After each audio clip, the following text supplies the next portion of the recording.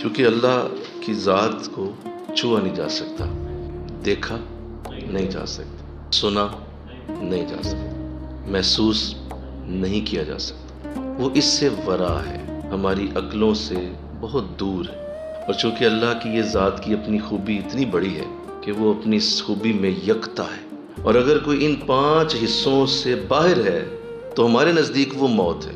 ہم کہتے ہیں کہ اب یہ شخص مر چکا ہے، کہ نہ یہ دیکھ سکتا ہے، نہ سن سکتا ہے، نہ یہ چکھ سکتا ہے، نہ پکڑ سکتا ہے، اس کی حصے ختم ہو گئی۔ اللہ کی اپنی ذات ان حصوں سے بہت بڑی ہے۔ جب اس نے کہا کہ میں زمین پہ اپنا خلیفہ بنانے لگا ہوں، تو خلیفہ بے اختیار نہیں ہوتا۔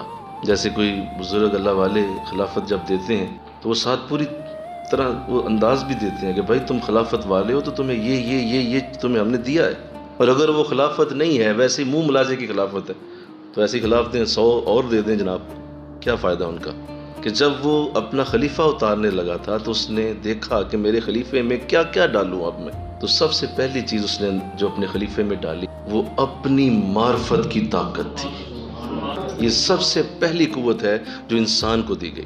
نہ سمندر کے پاس ہے، نہ پہاڑ کے پاس ہے، نہ درختوں کے پاس ہے، نہ جانوروں کے پاس ہے، نہ پرندوں کے پاس ہے۔ کوئی دنیا کی مخلوق اللہ کی معرفت نہیں لے سکتی۔